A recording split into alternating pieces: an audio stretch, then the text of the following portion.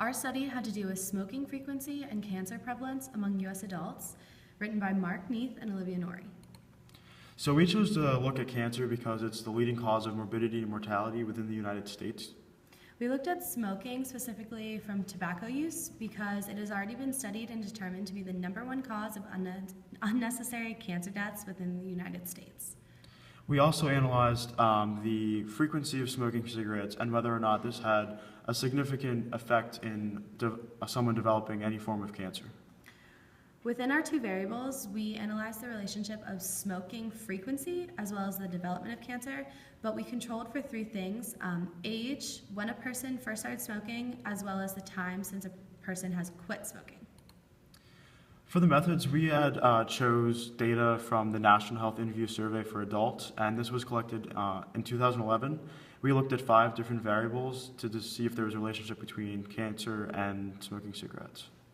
Our first question was our outcome variable. It was stated, have you ever been told by a doctor or other healthcare professional that you had cancer or malignancy of any kind?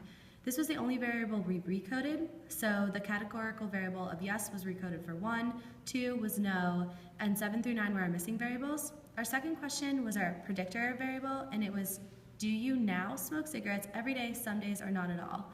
1 through 3 were used as is, and 7 through 9 were our missing variables.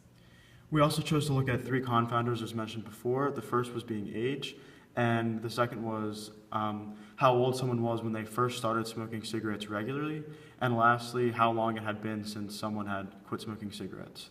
To analyze all of this, we chose to run a binary logistic regression and analyzed to see this data to see if any of the covariates had any effect on the predictor and outcome variables.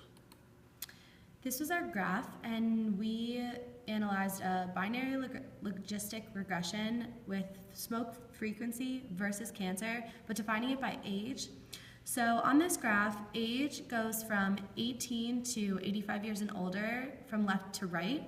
So as you can see, with every day, some days, and not at all, the highest bars of cancer rates are in the older ages. However, what we found was not at all smoking was the highest risk of developing cancer overall due to the high frequency of bars in that area.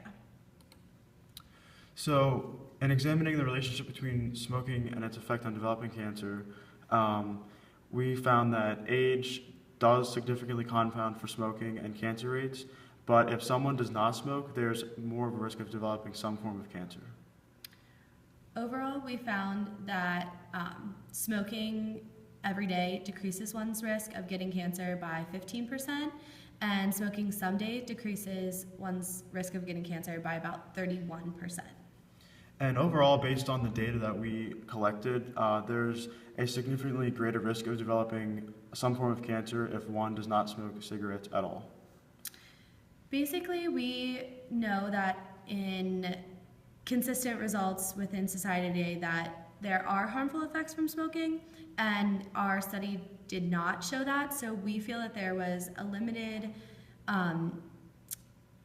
it was limited based on the data that was available and the questions that were chosen. So we feel that if there was a different survey, there would be a possibility to have a different outcome, and we think that the fact that they were not able to answer the fact that if they had previously smoked or if they had only smoked at one point in time was controlling for our outcomes.